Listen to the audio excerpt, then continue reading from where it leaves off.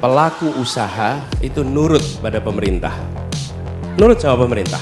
Pelaku usaha itu nggak akan bertumbukan dengan pemerintah. Pelaku usaha nurut. Problemnya pemerintahnya sendiri tidak memprioritaskan ekologi, tidak memprioritaskan pembangunan berkelanjutan, sehingga mereka pun merasa ada keleluasaan di situ. Sudah saatnya negara tidak diatur oleh para pelaku usaha, dan sebaliknya justru negara yang harus mengatur pelaku usaha.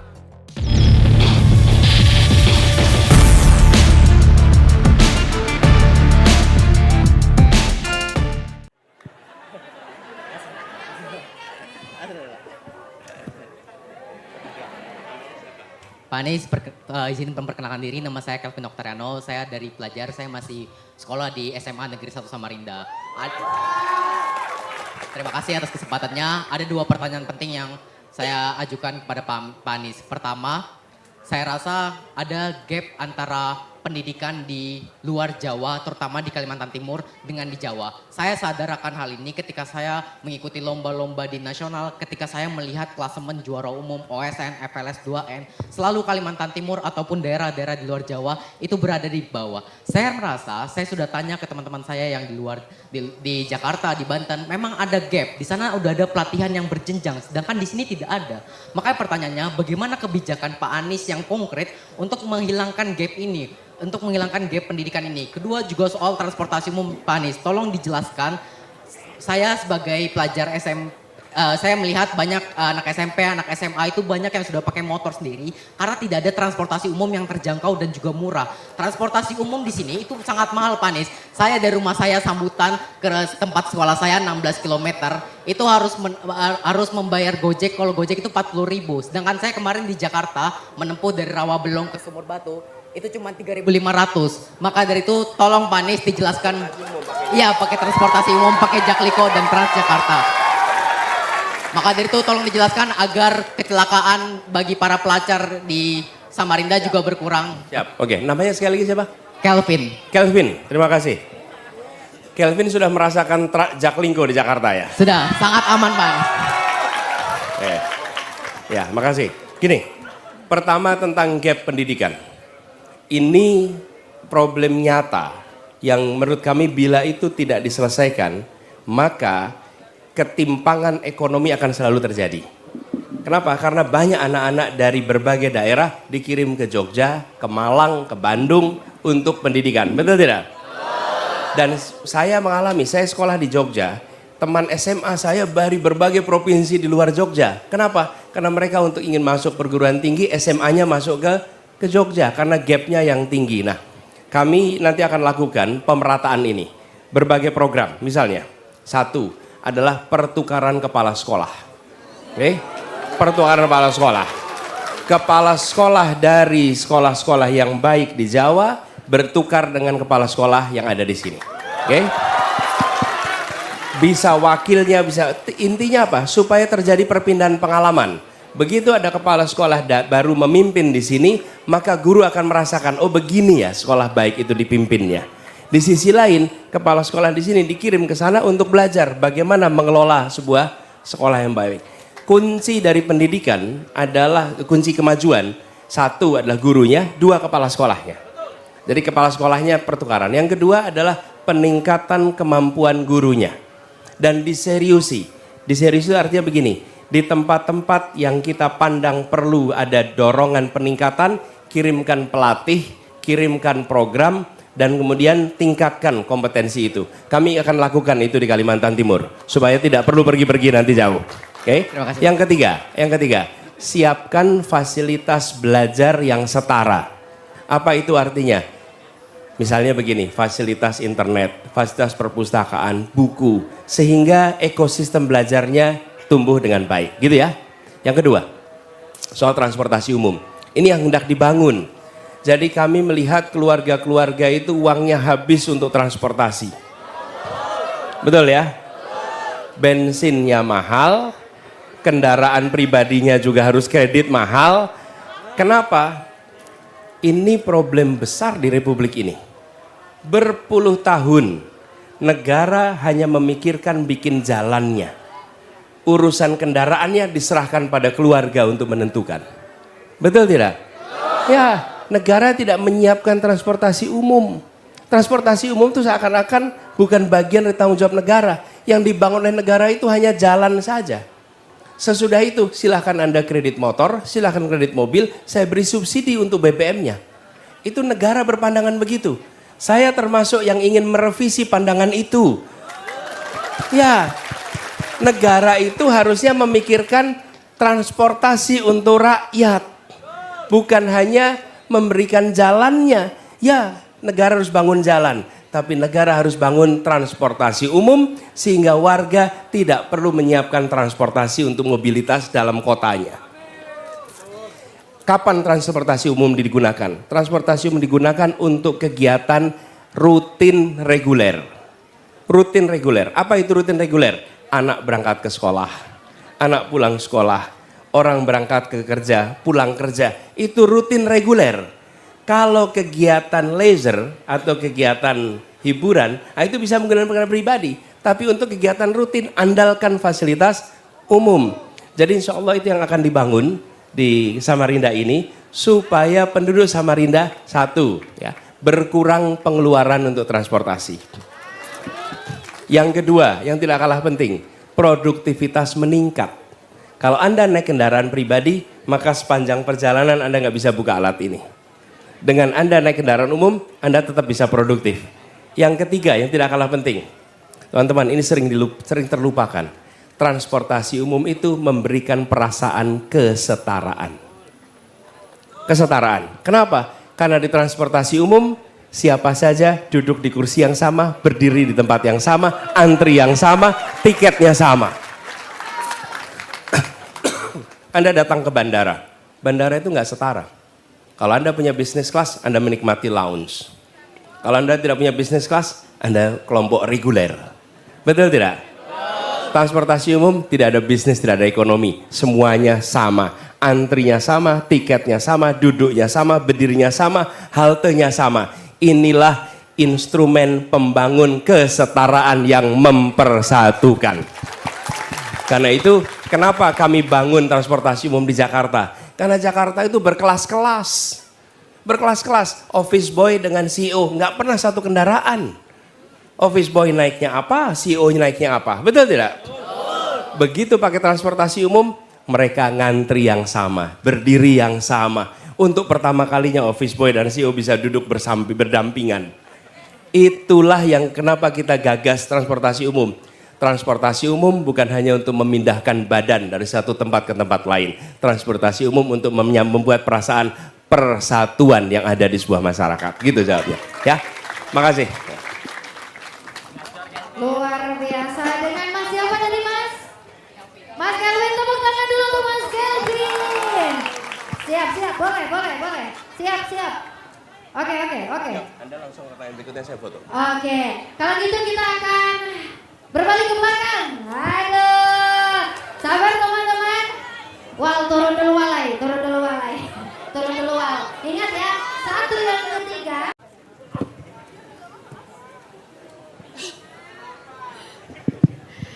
Bismillahirrahmanirrahim. Assalamualaikum warahmatullahi wabarakatuh.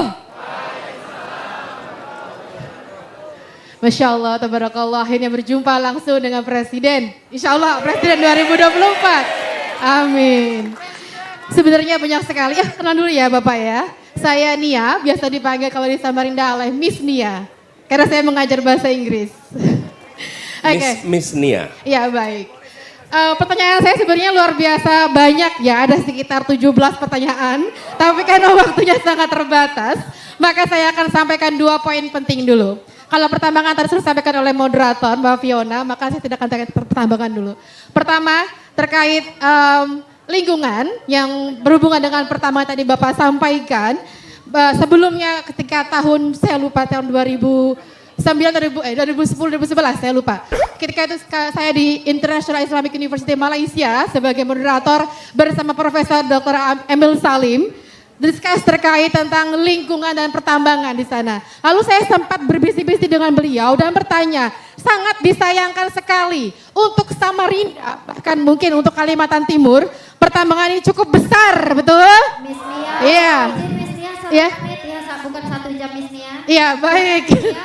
Ya, lalu saya tanyakan ke beliau, sayang sekali banyak sekali holder-holder ini, stakeholder terutama perusahaan tambang tidak begitu peduli tentang terkait lingkungan itu sendiri. Dan Profesor Emil Salim begitu genjot, begitu semangat, begitu mengencourage sekali lingkungan, ekologi, ekonomi begitu maksimal. Lalu saya tanyakan kepada beliau, bagaimana sih beliau ini memaksimalkan untuk mengencourage perusahaan-perusahaan tambang tersebut. Nah, ini saya tanyakan langsung kepada Bapak Anies Baswedan.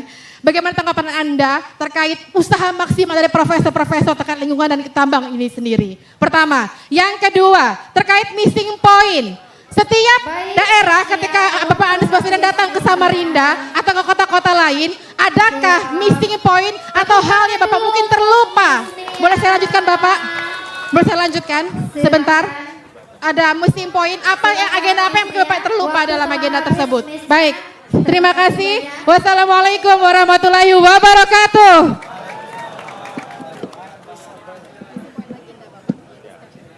Yang kedua dulu, apa missing point? Justru kami bisa sampaikan di antara 3 pasangan calon presiden, semuanya harus menyusun visi dan misi, betul ya? Nah, pasangan nomor 1 adalah satu-satunya yang menyusun visi misinya menggunakan, kalau bisa dibilang 2 dimensi. Satu adalah dimensi sektor. Sektor itu artinya apa? Pendidikan, kesehatan, perindustrian, energi itu sektor. Nah, semua menyusun dengan sektor. Apa yang mau dikerjakan di tiap sektor. Nah, pasangan nomor 1, satu-satunya yang membuat dimensi kedua, yaitu dimensi wilayah. Apa yang dibutuhkan untuk Sumatera, apa yang dibutuhkan untuk Jawa, apa yang dibutuhkan untuk Sulawesi, apa yang dibutuhkan untuk Papua, apa yang dibutuhkan untuk Kalimantan, yang itu berbeda-beda tiap tempat.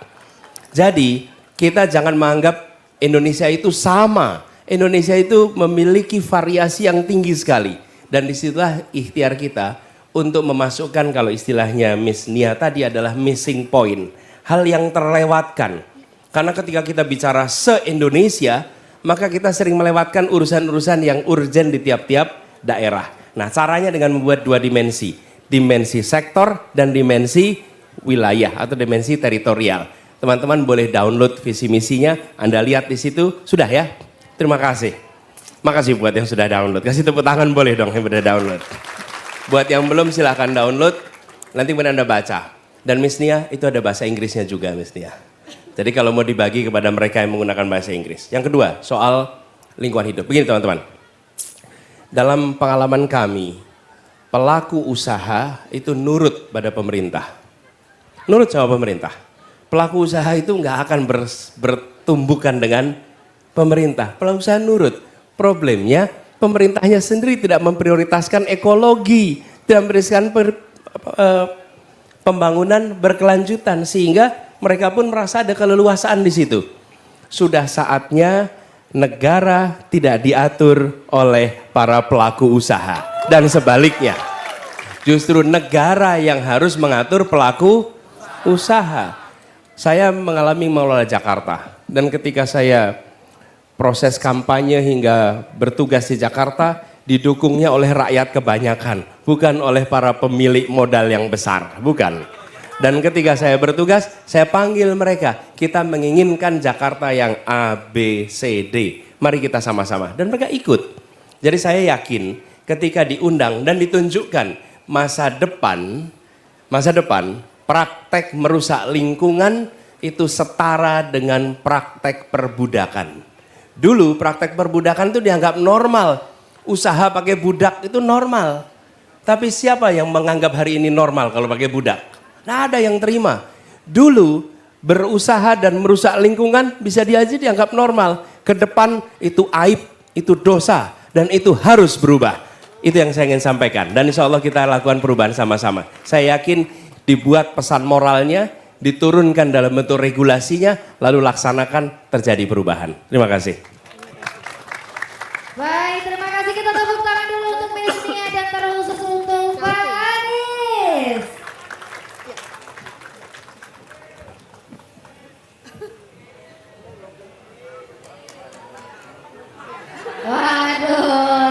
siap.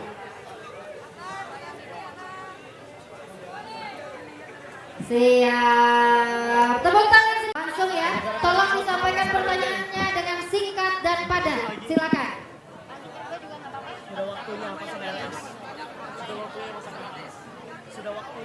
Terus.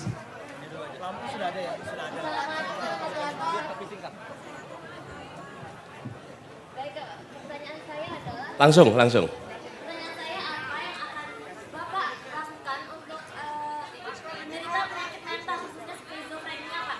Karena bagaimana yang kita lihat yang dilakukan pemerintah hanya memasukkan mereka ke rumah sakit jiwa dan memberikan mereka obat.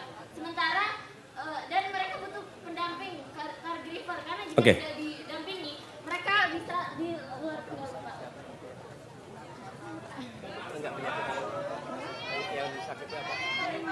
Sakitnya apa? Skizofrenia Pak. Oh, skizofrenia. Oke, siap. Gini, teman-teman sekalian. Saya ingin menjawab ini, saya ingin jelaskan bagaimana kami mengambil keputusan. Satu, prinsip kesetaraan. 2, kepentingan umum. 3, data, informasi, ahli. Oke. Yang keempat, baru aturan. Jadi, kami akan berkonsultasi pada ahlinya dan memastikan ada pendekatan yang benar. Bila memang itu membutuhkan perlakuan khusus, fasilitas khusus, maka negara membuatkan regulasi untuk bisa dilakukan. Gitu jawabnya. Makasih.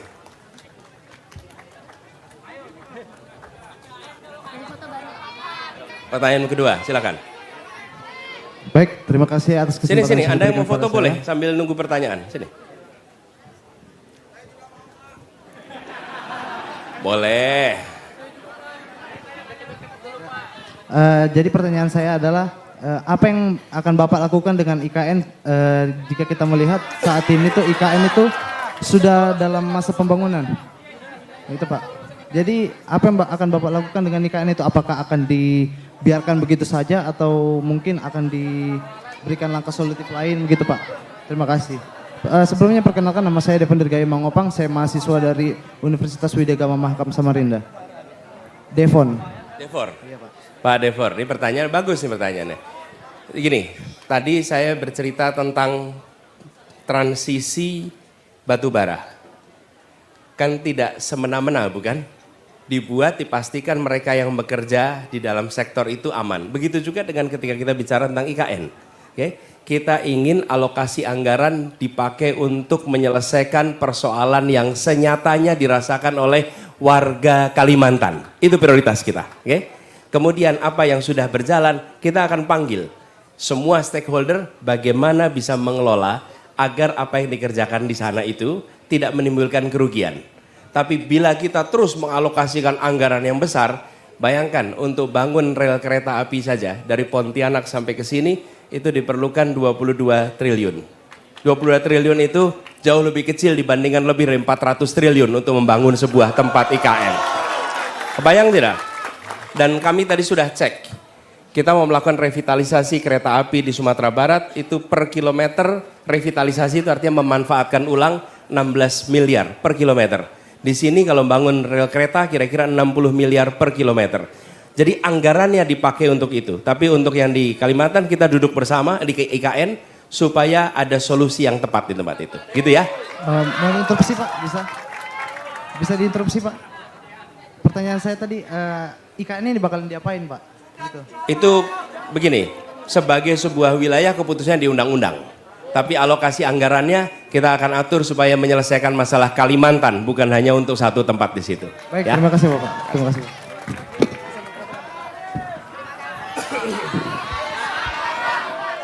Baik, terima kasih.